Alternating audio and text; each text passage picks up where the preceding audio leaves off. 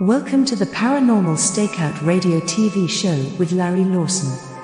As a former career law enforcement officer and law enforcement educator, Larry focuses on the use of tried and true law enforcement investigative techniques in conducting paranormal investigations. Despite his experience and training, Larry also keeps an open mind to discussions on topics that deal with evidence that are not quite as physical in nature.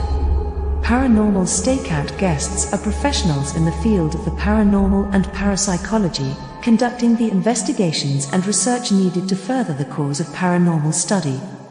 Larry advocates an agenda of standardization of structure and training in the field of paranormal investigation and research for the purpose of one day being able to produce the evidence needed to convince a jury of the existence of the paranormal. Whether it is ghosts, UFOs, unsolved mysteries, hauntings or cryptids, no topic is beyond the investigative reach of Larry Lawson and the Paranormal Stakeout radio TV show team. Now, here is the host of the Paranormal Stakeout radio TV show, Larry Lawson.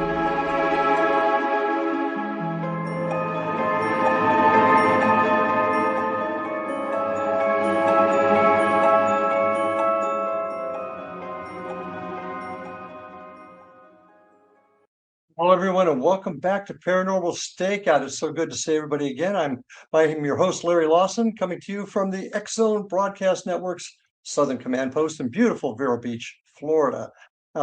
Really excited to be back with you folks tonight, especially because we're live. And with that, I want to give a special hello and shout out to all of our friends and listeners on the CanCom Broadcast Network. So glad you're joining us tonight. You've got an opportunity to even ask us some questions, so feel free to type those in. It's beautiful weather down here in Florida. We're just starting to warm up down here. I guess some of you folks up north, especially our guest tonight up in northern New York, might even be a little bit cold still. But down here in Florida, it's beautiful weather, and I really appreciate all of you joining us. My guest tonight is a lifelong researcher in the fields of paranormal and the metaphysical. He grew up in the western New York State and has relatives in the Lilydale Spiritualist Assembly, which is good reason why he's doing what he's doing. He's an author, paranormal investigator, psychic. He's been doing a ton of different things. He's associated with the National Spiritualist Association of Churches, the Omega Institute, the Priesthood of, and I'll try not to mess this up, Tim, Melchizadek.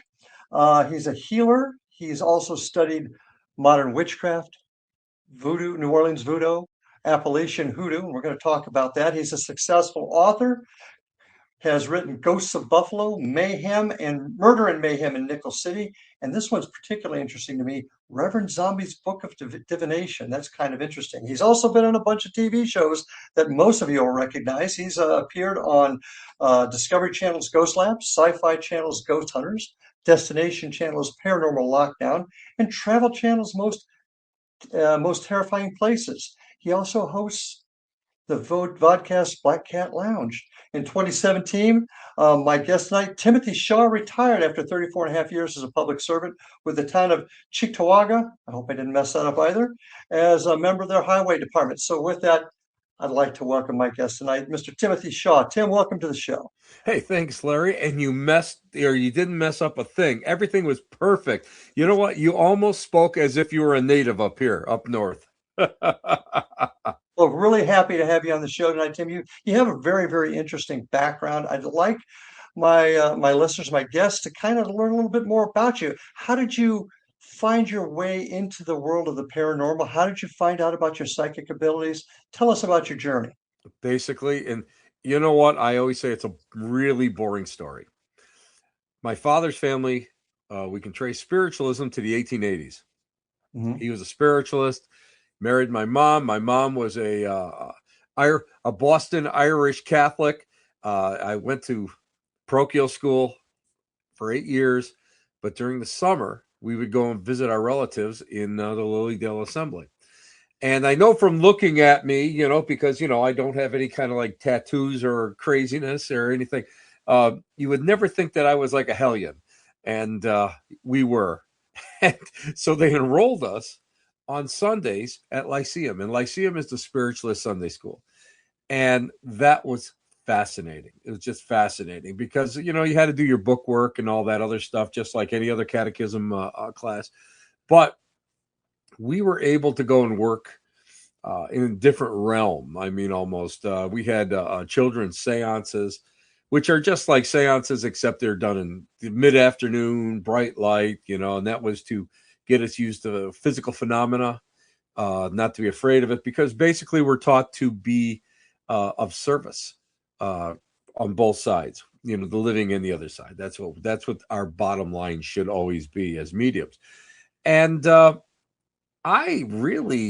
it just kind of was natural to me, you know, it just was just a natural thing. And because again, my relatives had been readers. I was surrounded by kids from out there. You know, you're in an assembly, you're in a location, a gated community, basically, where everybody is part of the spiritualist religion. So it just was just very, very natural to me. I'm a child of, and I'm going to come right out and tell you, I'm a child of The Exorcist and Kolchak the Night Stalker, and loving all the horror movies, the black and white. I'm still a big fan of the horror movies. And it was just natural. It was just natural to me. And like, for me, developing mediumship was all part of Lyceum. And I was chosen as a gallery reader, and everybody had a little job. You know, you had healings and you had people that could do one-on-one readings and stuff. But my voice, I've had quite a few surgeries, so my voice is not as loud and as deep as it used to be. You know, after, you know, all the airways and that sort of stuff. And you know, being a gallery reader, what we do is what is a gallery reader? A gallery reader is what we bring during our services, during the spiritualist services. What we would do is we would bring forth what they call messages, short messages, and you would have to bring through what's called identifiers, and it's either a name or a physical attribute or something that you could go and people would say, oh, that came from so-and-so, because we don't believe in the death is the final phase. We believe that, you know, the soul goes on.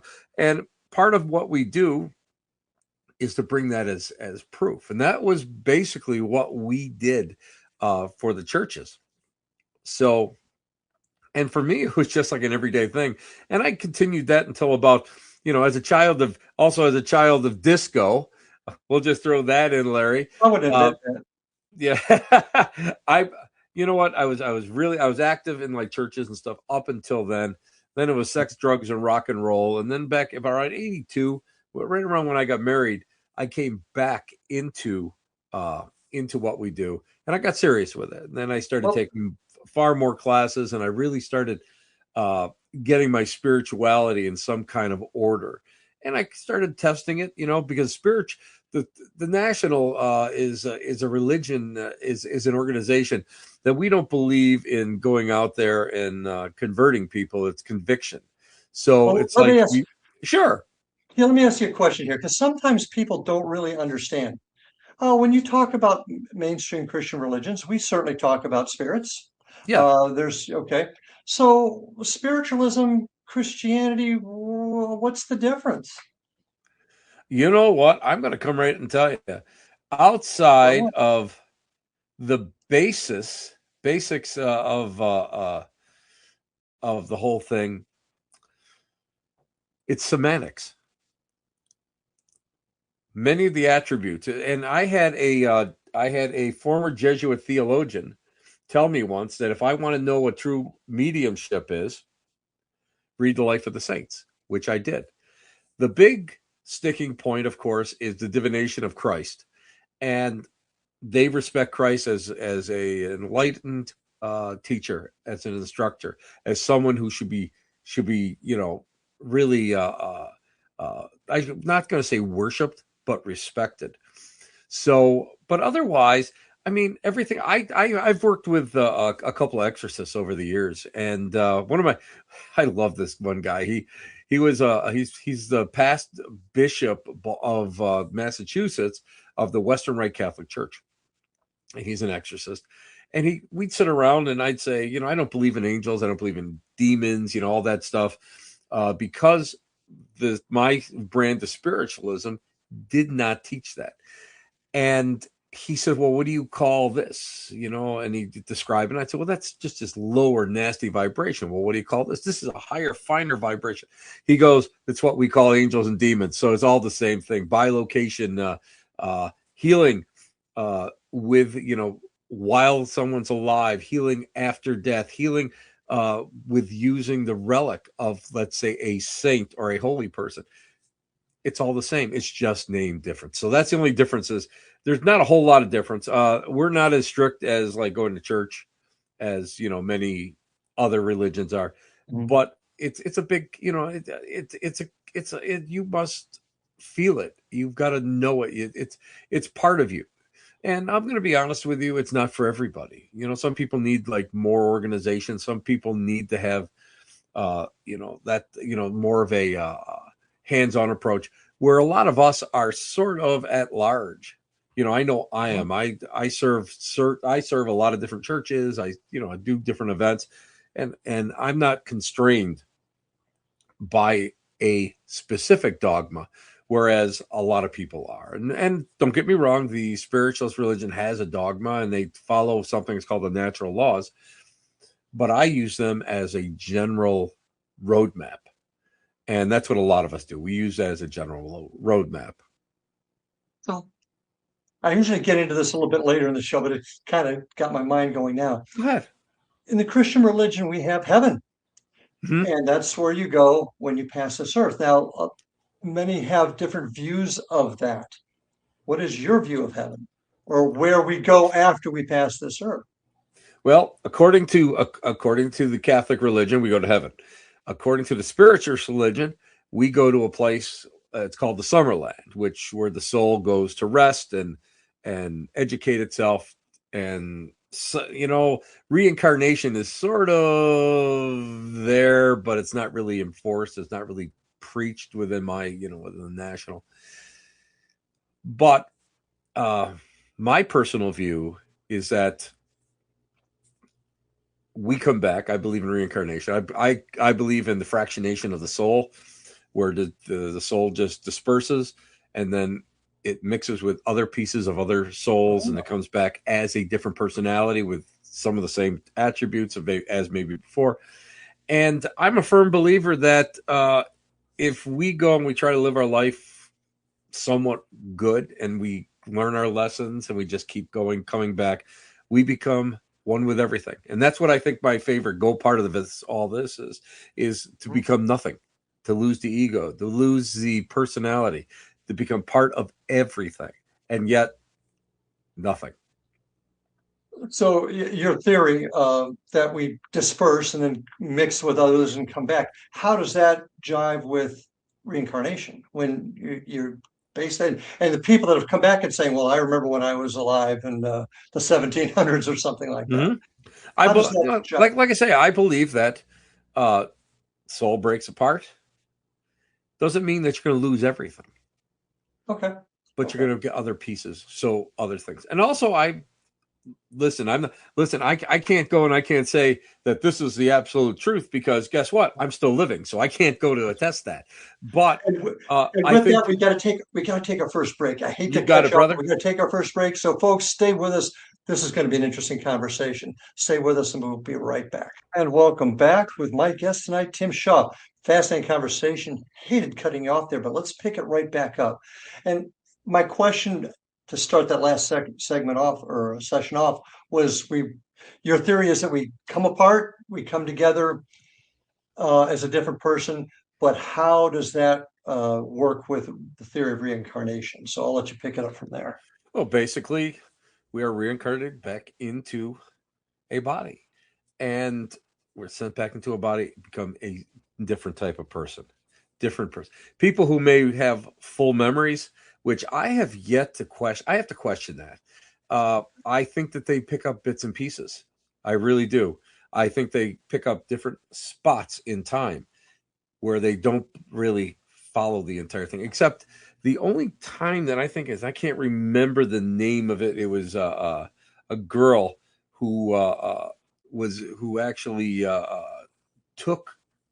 claimed that she had the soul of somebody else in her body, and she actually went from where she lived, and then she lived so long with another with what would have been her host family, would have been her this person who died, their family, and they swear that was her. I can't think. The Booth brothers did a doc on that a while ago. It's been a while. My brain's a little muddled on that.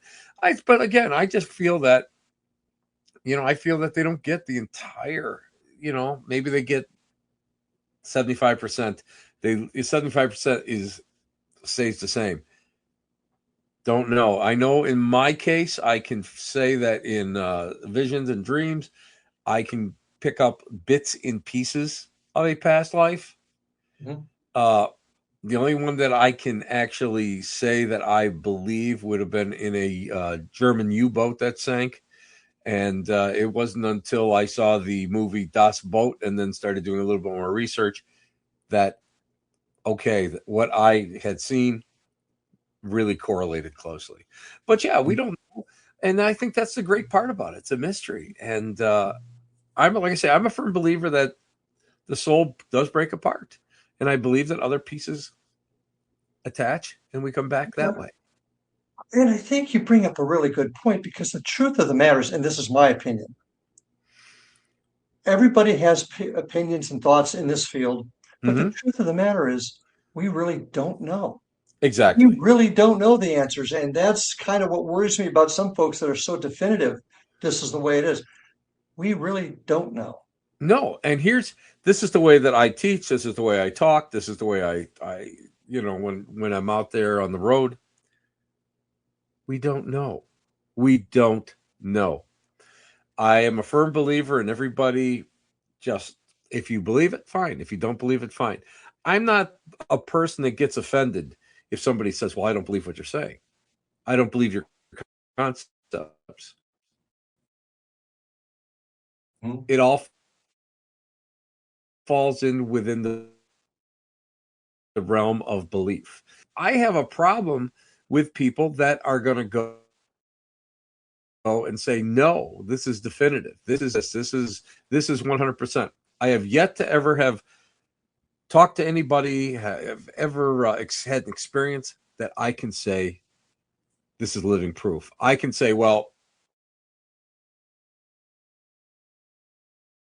I can present it. I can go and prove it.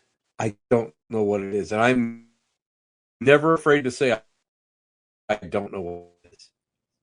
And I get you. You broke up a little bit there, but your point is really well taken, that we just don't understand it. And we've got to get beyond the point of, there are no experts in our field. That's just my opinion. With that, I'd like to talk to you a little bit about your walk into the world of mediumship, psychic mediumship. What kind of medium are you? I know there's many different types. What do you consider yourself? I'm just a mental medium. Okay. I do some trance work. I do some channel work, but I'm just a mental medium. I'm not one of these people that go and say, listen, I'm going to go and I'm going to go pick up this controller and then we're going to make it levitate. That's not what I do.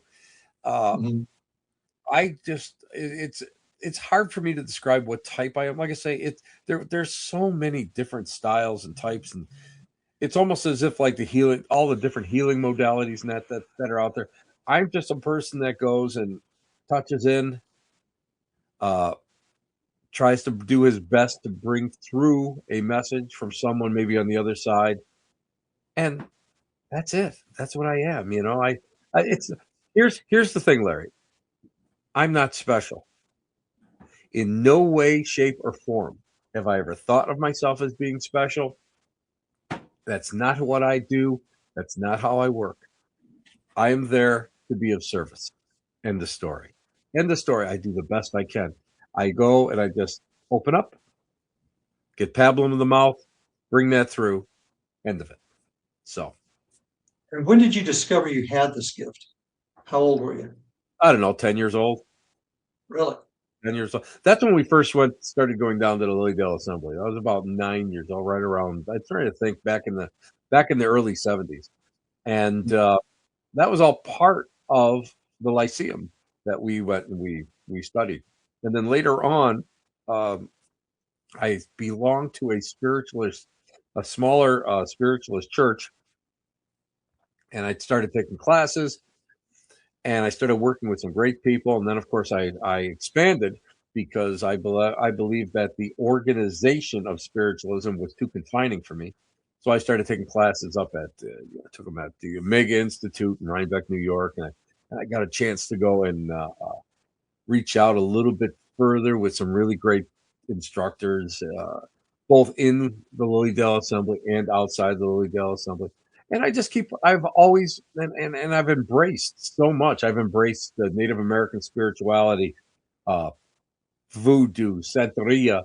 I mean, you have to go and you have to keep your eyes open. You have to go and open yourself to the possibilities of so much that's out there, because you can't walk around myopic with blinders on in this day and age. And you have to be able to go, and a lot of times if you're there to go and help somebody, especially a cleansing thing or, something's going on in the house, you have to be able to go and work within the framework of that person's spirituality or religious foundation. So you have to be able to get out there. You have to be, at least know the basics of what you're walking into. So I find it fascinating. I found that mediumship is almost universal. Some people call them prophets, some people call them whatever. Me in that case, no, I'm just that guy from Western New York that has taken some classes, man, and work. That's what I do. Well, then let me ask you this question, because I want your opinion on this. You've got 4 mediums in a room, Mm-hmm. and they both give a reading.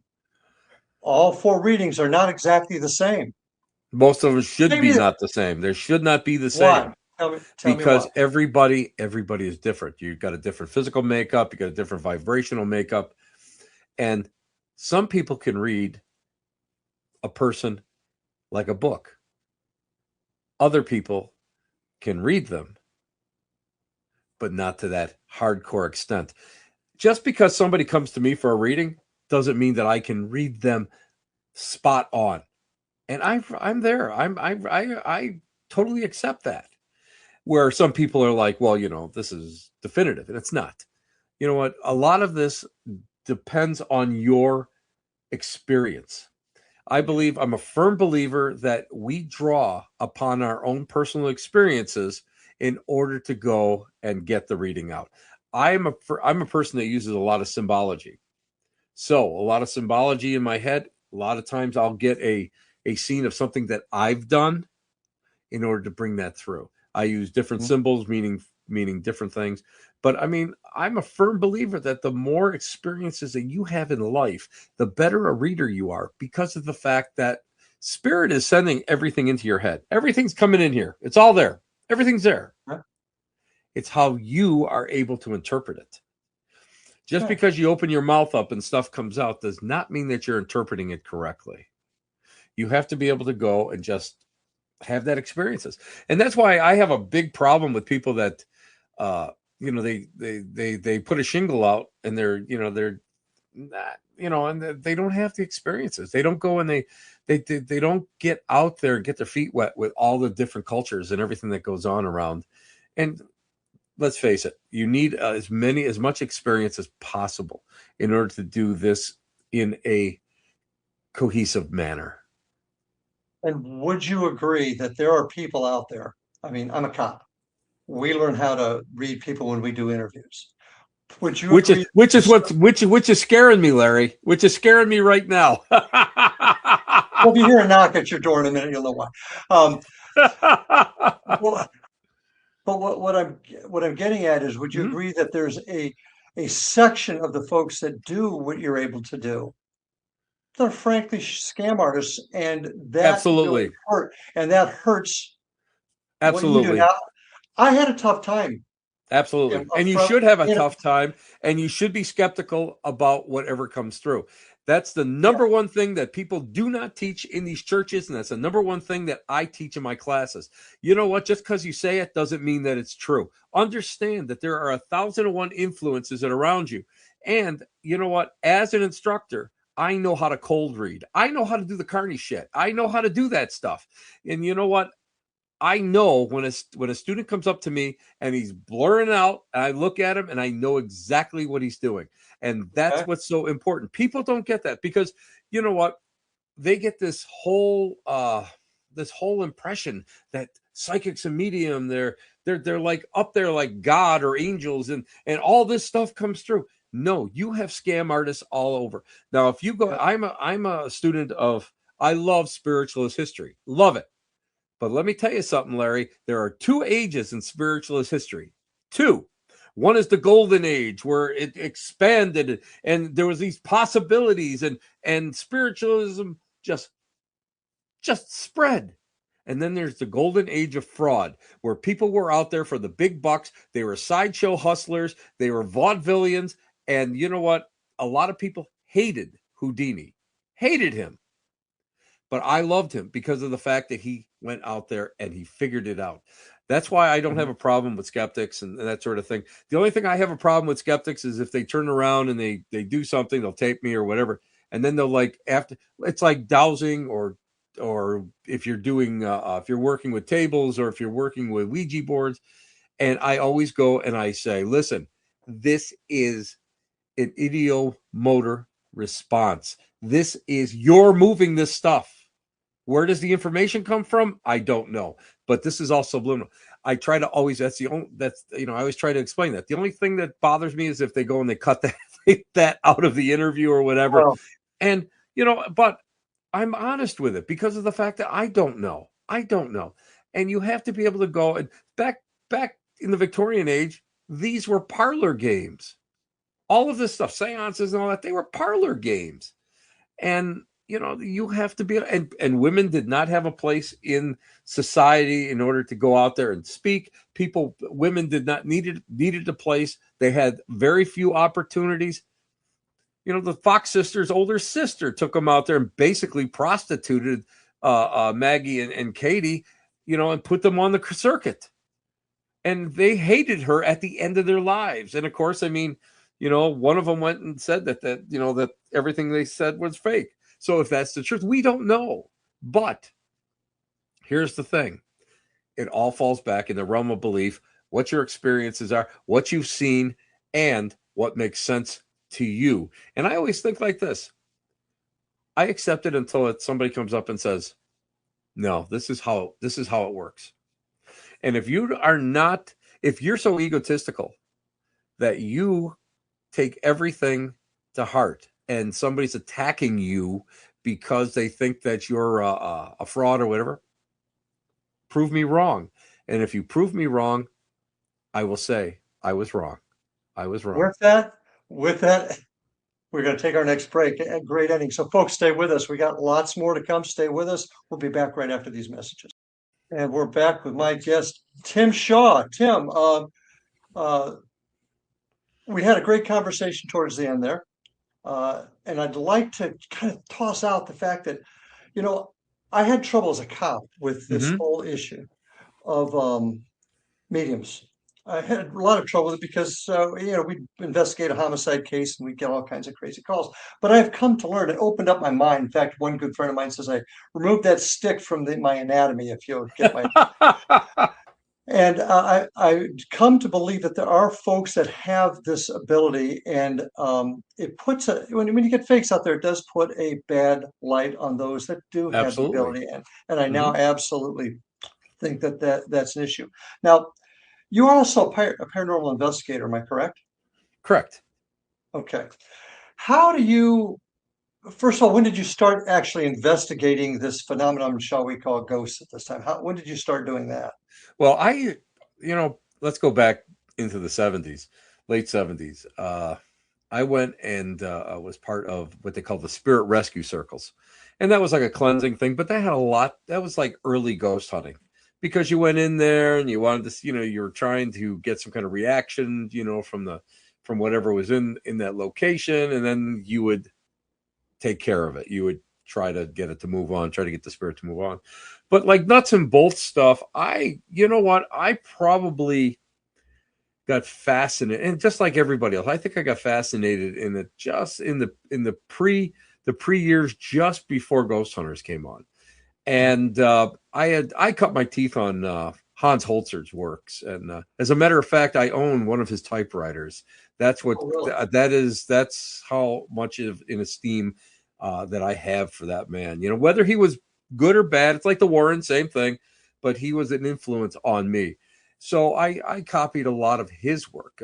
You know, I've read a lot of the work by Harry Price and the psychical societies and that I started, you know, I would say probably in the 80s when it really started to get really interesting. So, and then I'm not going to lie, I think all the gizmos and all the stuff is pretty cool. You don't need it all, but I feel that it's something that adds to it. So I don't poo-poo anything. You know, it's whatever you feel is great. The one thing that I have a lot of questions, but I love doing it. I love EVP work. I absolutely love EVP work. But I do have a lot of questions about it because you have to understand about accidental antennas, and you have to understand, you know, how, you know, stuff that can influence it, and some direct voice is not really direct voice, but it's coming through shortwave, coming through the girders in a place. So you really have to sit down and understand it.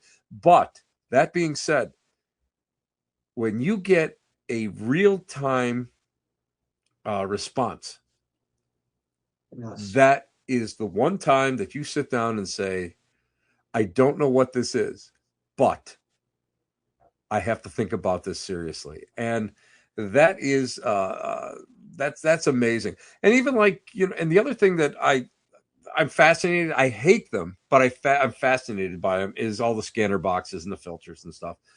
And we've had some amazing, all I'm going to say is amazing results using them. And when they first came out, the old shack hacks and stuff, I hated them. I used to call them nosebleeders because I could not stand the static. And I thank God whoever decided to fall in and pick up a guitar pedal and plug that darn thing in so we could go and kill a lot of that out. But I mean, I'm going to be honest with you. I've had a couple responses even in my own home that just blew my mind. And then we did an experiment at the Mansfield Reformatory a couple of years ago that was just mind-blowing. That's the only way I can describe it. It's mind-blowing. So there's something there. Oh, OSR, you know, my friend Frank. Oh, I know Ohio State Reformatory, but tell us about the EVP. Well, what happens, we were using a scanner. And we did you know, everybody's like, everything's provoking. Well, I don't believe everything is provoking. I believe everything that you can go and you can be very poignant when it comes to recreation. And my friend Frank and Heather they lecture on this, and we become actually trigger objects. We become the trigger objects. So by recreating it, my friend Frank, who's in the room today, he's a retired CO, and our friend Heather does some police work. So we handcuffed Frank, who's 6'3", and he's a bodybuilder. He's my trainer. And we marched in the solitaire. We did the perk walk and their whole thing, put him in a cell. And he recreated what it was like when some of these prisoners just, you know, as he describes it, the meds wear off and they start acting up and screaming and that.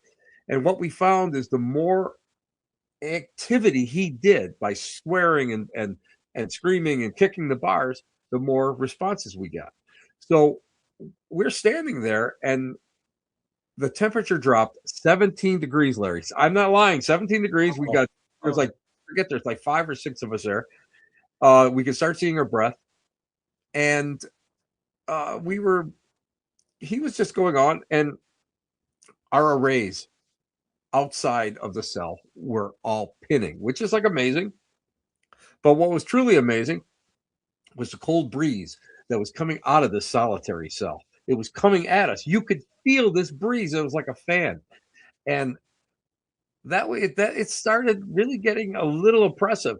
Next thing you know, we've got that squawk box going, and he's going, and all of a sudden you hear it. You hear the static, goes dead. You hear the words, kill him. It goes dead. It goes back into static. And we all kind of stopped, and we all looked at each other, and he just kept going on, you know, being him. And Heather asked, well, how many are you? Same thing. Static, dead, 20. Dead, static. And it's like, oh, you've got 20. There's 20 of you here. 20. Come on, let's go. You know, keep going on. And it's like, you can't do anything to us. Blah.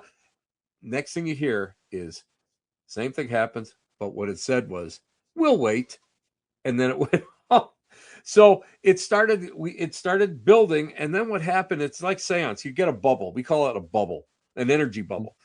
And it was kind of unique because these two ladies came in, and they had heard Frank screaming outside from solitary.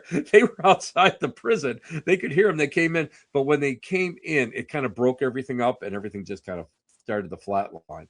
So that was an amazing thing. And the other thing was, here in my basement, you can see like the antique radio behind me. That's actually a spirit box. That's a filter box back there that I put together. And I was down here working, and I had I've had a lot of eye surgery over the years, and I had a cornea transplant a couple of years ago in the right eye. I'd lost most of my vision in it. And I was down here, and you can't do anything. You know, you know yourself, eye surgery, you can't do anything. So I was doing, I lift weights, and I'm at the gym 4 to 5 days a week, but I can't do any of that. So now I'm in my basement, and I'm like doing chair yoga, you know, just trying to keep stretch, trying to keep tone, you know. And what do? When you're a paranormal investigator, or you're a medium, whatever, you turn on the scanner. And what happened was, I was kind of thinking about, how am I going to honor this person who gave me part of his eye, this sliver of his eye, this graft? How am I going to honor this man? You know, this is very important to me to honor him. And you don't know who he is. He was 55 years old. He didn't have cancer. He wasn't HIV. You know, you have no clue who, other than that, who he was. And I was thinking about it, and all of a sudden, scanner box did that. It was chatter, went dead, and the name Felix came through, which is an unusual name. And I go, Felix, do I know you? And in real time, it did it again. It said transplant. One word, no break, one voice. It wasn't like 2 syllables. I got a hold of a friend of mine who really understands how, audio works. And he goes, did you record it? I said, of course not, because I'm down here just hanging out, you know. And he goes, well, were you listening to AM or FM? And I said, I was listening to FM. He goes, okay, because AM has got a lot of talk radio on it. That could be a possibility. And I listen, I don't know for sure. It might have been coincidence. But he goes, he says, the fact that it is a 2-syllable word, and it was singular, one voice. He goes, that's a little telling. He says, but I can't tell you if it is or not, because, a lot of times you'll send them stuff and he'll tell you what hertz it is and whether you can hear it, whether a dog can hear it. But I thought it was kind of interesting. But those are the 2 things that really happened. But what's really unique, we did an experiment again. Now, I was just up at OSR last weekend for their big SciCon. And I was up there with the celebrity thing. I was up there with Johnny Zaffis and my dear friends, Cody and Satori Hawes. And we had done Estes method up there. And it was just kind of, everybody's kind of being gentle. We had 4 different groups. Everybody kind of being gentle. And then I said, hey, you know what? I'm going to go and I'm going to shake it up, and right away explain the difference between recreation and provoking. And what I said was, hey, I want to see your paperwork. We want no chomos up here in this block. Well, wow. All of a sudden it was just coming at me. It's coming, and it's after that, I was just doing, some basic things of that nature, and we were getting responses. So we got one that actually we believe was a name.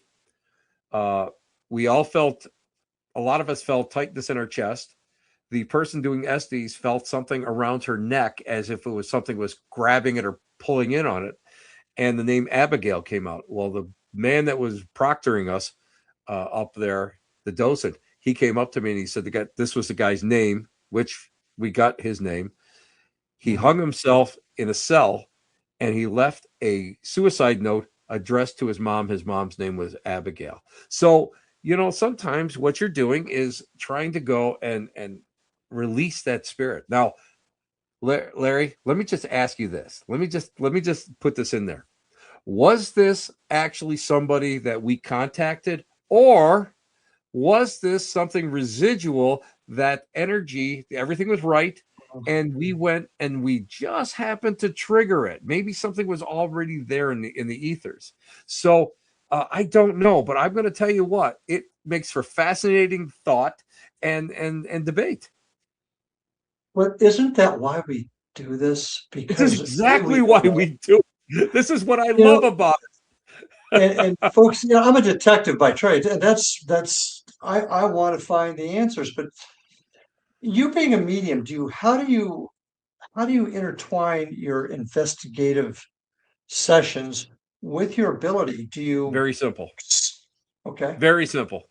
Because I was taught from a very early age boundaries, and I was taught at a very early age when to use them and when not to use them, because I worked with untrained mediums for years, and they could not. I worked with this one woman that couldn't even go to the supermarket or a restaurant because she felt like she was being bombarded by vibrations. A guy, way back when I was a kid, this guy, to make, long story short, this guy told me, what you're learning here down in Lilydale was not to be your life. It was to be an addition to your life, a great addition to your life. And you have to be able to go and learn how to manage it when you get out with people. And I did. And it's very basic. It's very basic because I ignore it. And I've been doing it for so long. I can walk into a busy shop or whatever and not get bombarded. I learned how to turn it on, to open the door when I want to use it, and I turn it off. When I go on a paranormal investigation, I don't belong to anything. I don't belong to a team. We have a group of friends. We get together and do this once in a while. But if I get asked to go on an investigation, I say, what do you want me to do? Do you want me to do mediumship, or do you want me to do the fun stuff? And they'll say, well, do the mediumship. Okay, I'll do a walkthrough. I got a recorder, finish it, pull my SD card out and give it to them, and I go home. and we're going to continue this. We have to take our last break. This is going fast. So folks, stay with us. Got one more session with Tim. Stay with us. More to come. We'll be back after these messages. Back with my guest tonight, Tim Shaw. I want to take a second to thank all of our friends out there at the CanCom Broadcast Network. We're so happy to be part of the CanCom Broadcast family. Also, I want to take a moment to remind you all the great programming here on the X-Zone Radio and TV Broadcast Network. And you can find that, including my old show, all of my past shows, I should say, at xzbn.net. You can come back and check all those shows out. You can learn more about me if you go to my website, IndianRiverHauntings.com, or you can find us on Facebook or our YouTube channel at Indian River Hauntings 2341. And Tim, how can folks find you, and tell us a little bit about your books too? Well, you can find me at www.timothytshaw.com. That is the official website of the Black Cat Lounge, and that's my podcast that's on Tuesday nights. And my books, Ghost of Buffalo. I'm trying to think what else. My C2D1 Haunting. That's all. Those are still on Amazon. I co-wrote Reverend Zombie's book of Divination. That one fascinates me. Well, that's an old one. That's actually an old one. That one is actually, we're going to go and we're going to look into reprinting that one. That was one that I thought was a lot of fun. I knew the late Raymond Buckland, who brought a lot of the Wiccan rituals here. He was a Gardarian witch, and then when he came here, and I knew him personally, and he wrote a book called Solitary Seance later on. And I had published this one years and years ago. And what the whole premise is be your own medium, be your own psychic, learn how to do different things, learn pendulum, learn how to do dowsing, learn how to read cards without having to go and worry about, inversions and everything that's, associated with it. It was an interest. It was a great journey. And I did that quite a few years ago for one of my classes. Learn how to do scrying, because I teach scrying. Just a lot of great things to go and get out there. And I'm working on a book. It's called Scary True Stories I Tell My Friends. That'll be out in the fall. And then I also did a book of channel work called The Dogma of Me. If anybody follows me on Facebook, every so often you'll see me put up a little channeled saying.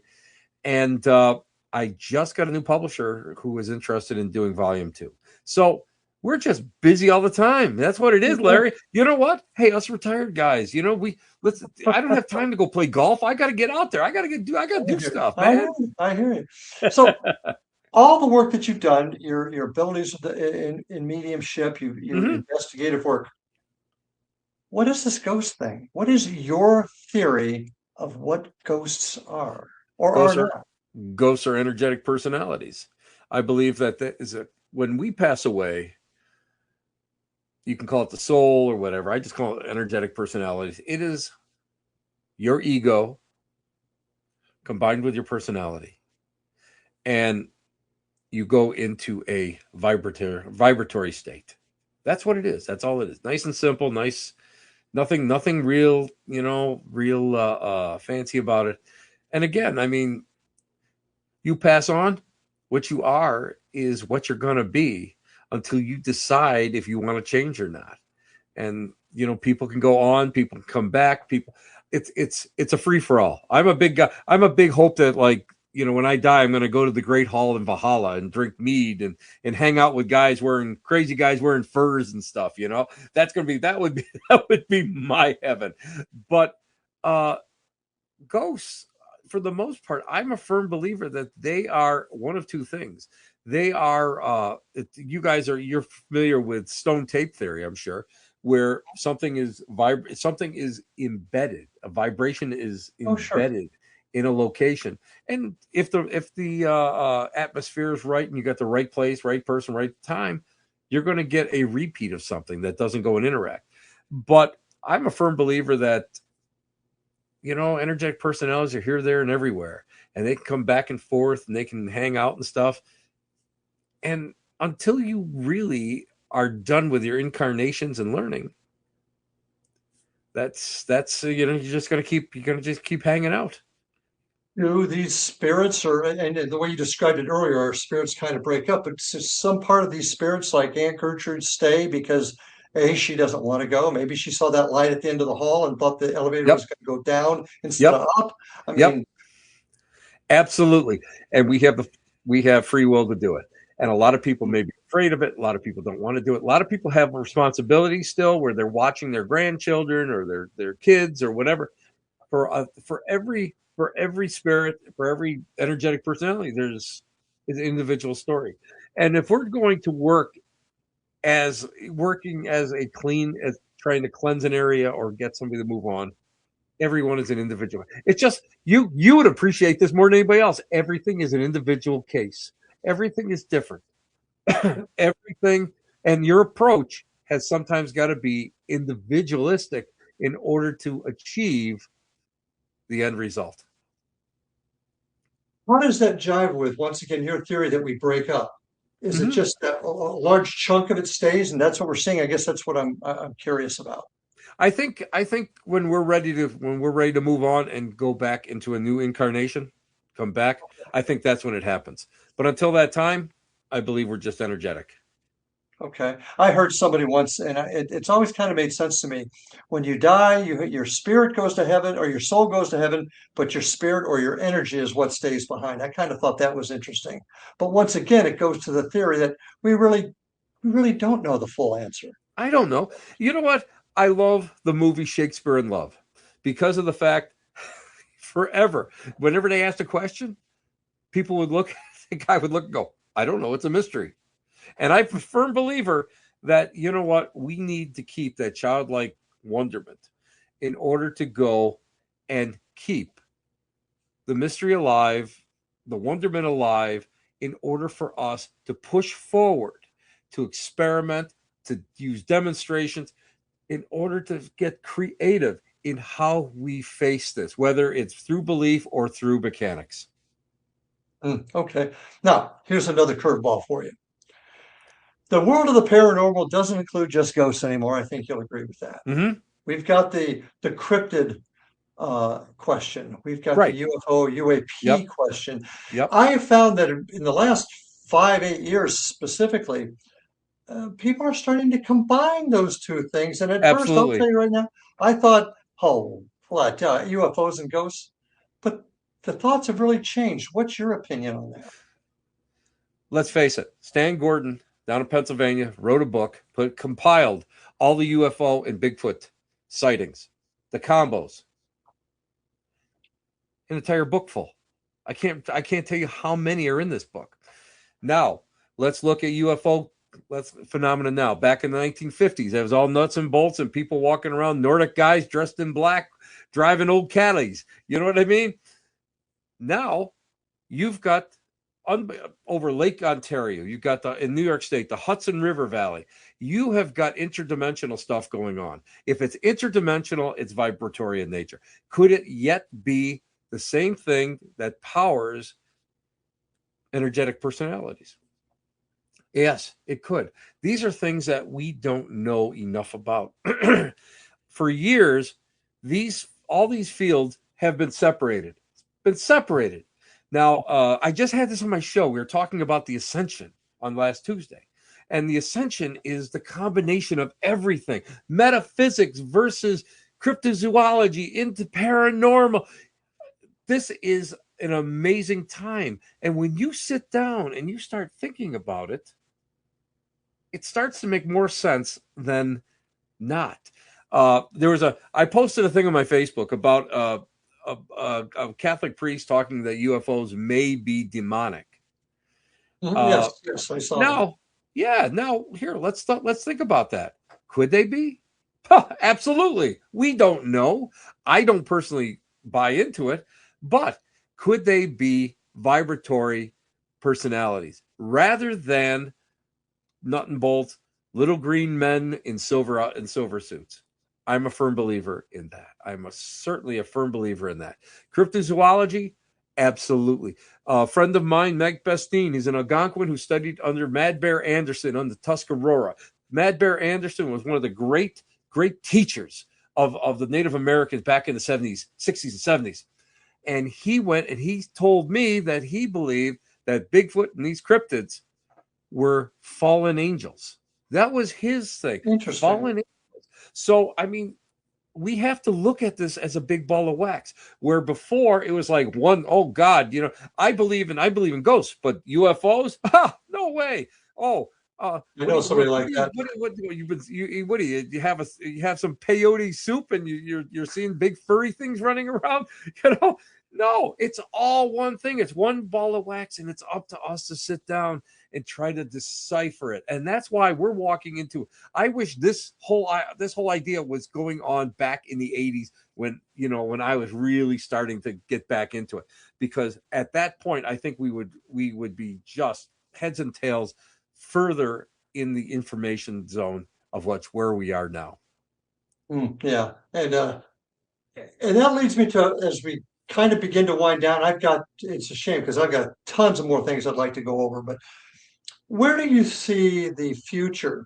And some people don't like to call it the paranormal field, but at least the paranormal world, where do you see it going investigative wise? Do you see us breaking through somewhere? Do you see it becoming stagnant? What's your thoughts? Right now we're stagnant. And the reason why we're stagnant is the fact that you had a glut of TV shows on there, and most of them were not that good. And listen, I've been on ones that are not that. Yeah, you've been on a few. I mean, I'm going to be honest with you, but here's the thing: when everything starts to settle back down, now you have truth thinkers and people who are more dedicated to these fields. And now they start looking at things outside the box rather than saying, oh, I have a K2 meter. I saw this on X amount show and this is what they did. Instead of repeating, let's go and experiment and develop new theories. A good friend of mine, Lauren Hallickson, is one of the people out there. She's a mover and shaker, and she looks at things so differently and scientifically that she blows my mind when I listen to her speak. And this is what we need. And again, on a spiritual level, we need those type of people within the belief system. How can we break through? How can we get more poignant? How can we get more information that is correct? How do we do that?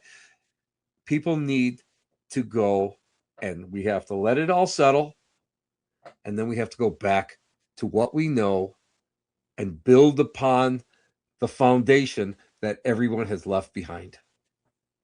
Through training, I think training is important. Big time. And we also, and this is just my opinion, we need to have some structure. We have to have some sort of commonality in how we investigate. Not everybody investigates the same way, but we have to have the commonality for all of us to share the information properly. So yes, I agree. You and I, 100%. Yeah, you and I are on the same page there. So in our last 45 seconds, any parting words? You know what, Larry? It's an honor to be on your show. And I'm so thrilled that you asked me to be on. And it's just great. And you're just such a great host. And what I loved about it is you really have that open mind that is inquisitive. And I guess that's, I'm sure that's from all your years of training and your experience. And that's what we need. We need that across the board, whether it's paranormal, whatever, if it's belief-based, science-based. We need that. We can't be myopic. We can't sit there with blinders on because we're going to miss the whole picture. And on that note, thank you so much, Tim, for joining us tonight. Thank all of you out there. Time on Paranormal Stakeout. Please take care, love your family, and we'll see you on the other side. Have a good night.